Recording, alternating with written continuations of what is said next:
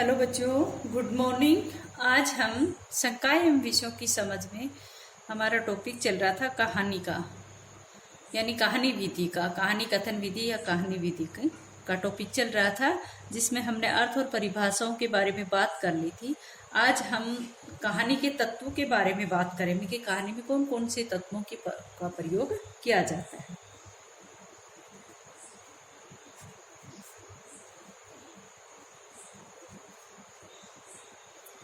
जैसे और विधियों में हमने सोपान, पद, चरण आदि का प्रयोग किया गया था, लेकिन कहानी में क्या होता है, कहानी के बनाने का जो तरीका होता है उसमें कहानी के तत्वों को महत्व दिया जाता है। और कहानी के 6 प्रमुख तत्व होते हैं। कहानी बनाने का जो स्ट्रक्चर होता है वो 6 तत्वों से बनता है। ठीक है। कहानी कथन विधि से को समझने से पहले हमें कहानी में किन किन चीजों की आवश्यकता होती है उनके बारे में अध्ययन, मतलब कि एक बार बात कर लेते कि भाई कहानी विधि से पढ़ाने के लिए हमें किन चीजों का ध्यान रखना चाहिए, कौन सी सावधानियां बरतनी चाहिए। कोई भी अध्यापक जब कहानी विधि से शिक्षण करवाता है तो उसका मतलब ये होता है कि उस कहानी की पूरी जानकारी अध्यापक को होनी चाहिए। ये नहीं कि अध्यापक शुरू कर दे और उसका क्या निष्कर्ष है, क्या उसका उपसंहार निकलता है, उसके बारे में अध्यापक को ज्ञान ही न हो। तो सबसे पहली बात तो कहानी का पूरा ज्ञान, यानी कि उस विषय वस्तु जिसके बारे में अध्यापक कहानी सुना रहा है उसके बारे में पूर्ण जानकारी होनी चाहिए। दूसरी बात होती है कि कहानी अधिक लंबी नहीं होनी चाहिए, क्योंकि अधिक लंबी होगी तो बच्चे बोर हो जाएंगे और कहानी में इंटरेस्ट खत्म हो जाएगा। तीसरी बात होती है कि कहानी को पढ़कर नहीं सुनाना चाहिए, कहानी को मौखिक रूप में ही सुनाना चाहिए। एक नेक्स्ट बात होती है कि कहानी कहते समय अध्यापक जो होता है उसको अपने मुख पर, यानी कि अपने चेहरे पर कुछ हाव भाव लाने चाहिए। जैसे भाव को व्यक्त करता है उस प्रकार के हाव भाव का प्रदर्शन भी अध्यापक को करना चाहिए।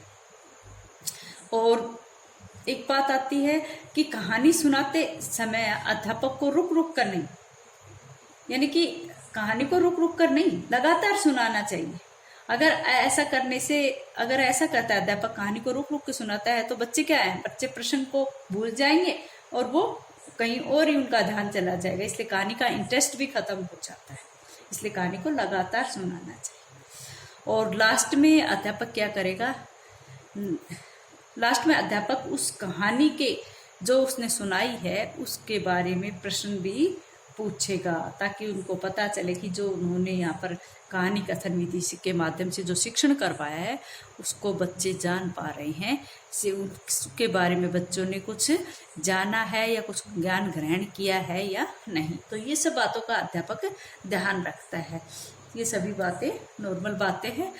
चलो आगे, कहानी के तत्व, या जैसे हमने सोपान या चरण पढ़ते उसी प्रकार से सबसे पहले कहानी का जो प्रथम जो तत्व आता है वो आता है कथा वस्तु। हिंदी लिटरेचर वाले या फिर हिंदी साहित्य वाले बच्चे जो है ना, जिन्होंने बीए उनके पास हिंदी साहित्य था, वो बच्चे समझते हैं कि कथा वस्तु क्या होती है। लेकिन दूसरे बच्चों के लिए मैं बता देती हूँ कि कथा वस्तु क्या होती है। कहानी का कथानक होता है, यानी कि कहानी में कोई ना कोई क्या होती है, कोई ना कोई वस्तु तो होती है, कोई विषय वस्तु तो होती है, जिसको हम कथा वस्तु कहते हैं। कहानी का कोई ना कोई कथानक होता है, जिसका प्रारंभ भी होता है, जिसका अंत भी होता है। ठीक है। तो इस प्रकार से हम ये कहें कि और लास्ट में उसका कोई ना कोई निष्कर्ष निकलता है। इसलिए कहानी ऐसी होनी चाहिए जिसकी कोई ना कोई कथा कहानी हो, जिसको कथानक भी कह सकते हैं। ठीक है। तो ये कथा वस्तु का मतलब क्या होता है कि कहानी ऐसी होनी चाहिए जिसमें कोई न कोई कथा वस्तु हो, कोई न कोई कथानक, कोई न कोई कहानी उसके अंदर है। उसका प्रारंभ भी होता है, उसका उपसंहार भी होता है, वो आरोह अवरोह से अपनी चरम सीमा को भी प्राप्त करती है। ठीक है। तो कथा वस्तु किसको कहते हैं, कथानक को। दूसरा जो इसमें कहानी के तत्व आएंगे उसमें आएगा चरित्र चित्रण। चरित्र चित्रण और चरित्र चित्रण किनका होगा भाई? इसमें बहुत से पात्र होते हैं, कुछ मुख्य पात्र होते हैं और कुछ गौण पात्र होते हैं। तो उन मुख्य पात्रों का चरित्र, एक तो मुख्य पात्र और दूसरे होते हैं इसमें सेकंड होते हैं गौण पात्र। तो चरित्र चित्रण किनका होता है? वैसे माना यह जाता है कि जो मुख्य पात्र, चाहे वो नायक हो चाहे नायिका हो, उसके चरित्र में कुछ अधिक गुणों को डाला जाता है, नायक या नायिका। और ये दूसरे जो कहानी को बढ़ावा दे रहे हैं वो उसमें कोई भी हो सकता है। चरित्र चित्रण में क्या होता है?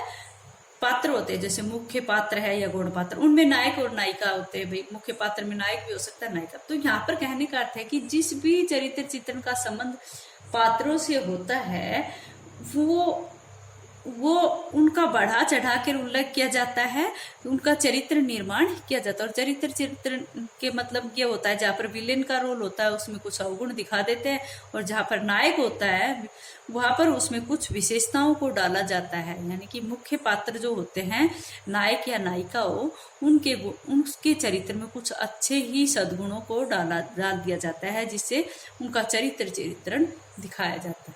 ठीक है। और तीसरा तत्व होता है कथोपकथन।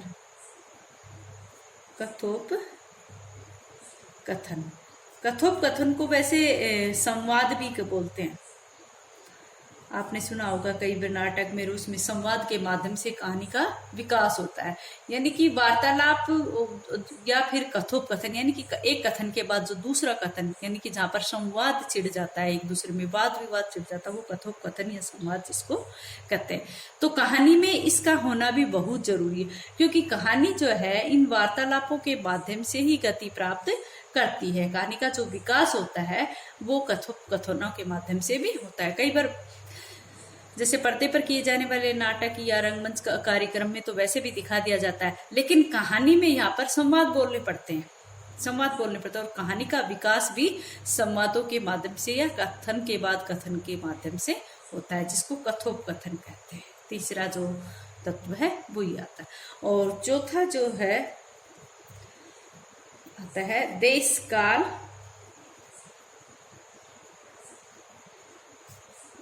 काल व वातावरण तथा वातावरण।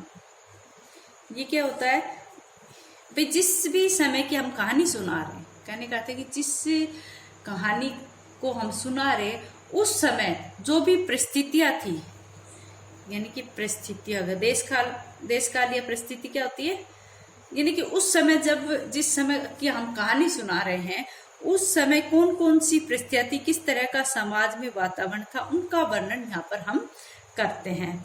देश कालीन वातावरण में किस तरह की परंपराएं थी, किस तरह की लोग बातों को, कथाओं को लोग मानते थे, किस तरह के रीति रिवाज थे, वो देश कालीन वातावरण के माध्यम से ही समझ में आता है। और अगर कहानी के माध्यम से अगर कहानी शिक्षण में हम उस वातावरण की एक झलक दिखा देते हैं तो वास्तव में ही कहानी सचमुच की लगने लगती है। इसलिए देश कालीन वातावरण उस समय की परिस्थितियों का, देश का वातावरण का वर्णन ही देश कालीन वातावरण कहलाता है। जैसे उस समय में किस तरह की मेले लगते थे, किस तरह की वेशभूषा होती थी, वो सब इसी के अंतर्गत आता है। ठीक है। किस तरह की समाज की परंपराएं थी, किस तरह की राजनीतिक व्यवस्था थी, किस तरह की आर्थिक व्यवस्था थी, वो सब देश कालीन वातावरण के माध्यम से ही हमें पता चलेगा। पांचवा तत्व है शैली। शैली आप सभी जानते हो कि कहानी को कहने की जो शैली, जो तरीका है वो किस तरह का होना चाहिए। कहानी की जो शैली है वो सरल होनी चाहिए, सुबोध होनी चाहिए, सरस होनी चाहिए। इसमें हम ये कहेंगे कि सरल होनी चाहिए, सुबोध होनी चाहिए, ताकि बच्चे उसको बोधगम्य कर सके, सरल उसको समझ सके, या फिर कहे कि सरस हो, जिसमें सुनने वाले को भी सरस या प्रभावपूर्ण, जैसा प्रभावपूर्ण का मतलब जैसा भी वर्णन आए उसके अनुसार, प्रभावपूर्ण उसके अनुसार, जहाँ आवेश का आए, जहाँ शांति का आए, तो वहाँ पर सरस प्रभावपूर्ण शैली का प्रयोग होना चाहिए। ठीक। और लास्ट जो है छठा शिक्षण कहानी का उद्देश्य है वो है उद्देश्य। और उद्देश्य क्या होता है, हम सभी जानते हैं कि कोई भी कहानी हो उसका कुछ ना कुछ तो निष्कर्ष निकल कर सामने आता है। अर्थात हम ये भी कह सकते हैं कि भाई कहानी का लिखने का या सुनाने का कोई न कोई तो उसकी शिक्षा होगी ही, जिसको हम उद्देश्य कहेंगे। ठीक है। और ये भी माना जाता है कि प्रत्येक कहानी में कोई न कोई उद्देश्य या लक्ष्य तो अवश्य छिपा रहता है, वरना कहानी कहने का तो यही कदम है, जब उसका कोई उसकी शिक्षा न हो, कोई उसका निष्कर्ष न हो तो। ठीक है। तो इस प्रकार से कहानी के ये 6 तत्व हमने यहाँ पर पढ़े। नेक्स्ट जो अपना इसमें टॉपिक बनेगा वो कहानी कथन विधि के गुण और दोषों का बनेगा। कहानी कथन विधि के गुण व दोष। गुण व दोष। सबसे पहला गुण क्या है इसमें, हम कहेंगे कि कहानी विधि जो है वो शिक्षक केंद्रित है। भाई कौन सुनाता है कहानी? कहानी विधि से शिक्षण कौन करवा रहा है? अध्यापक करवा रहा है। तो इसलिए हम क्या कहेंगे, इस कहानी का पहले गुणों पर बात करते हैं हम। तो गुण क्या है इसमें, भाई इसको काट दो आप ना, नहीं तो कंफ्यूज हो जाओगे, दोस्त बात में करें। तो हम इसको ये कह सकते हैं कि कहानी शिक्षण या कहानी कथन विधि जो है वो शिक्षक केंद्रित होती है, शिक्षक केंद्रित होती है। चलो बच्चों, आज इतना ही, आगे कल कर पाएंगे, वीडियो ज्यादा बड़ा हो जाता है।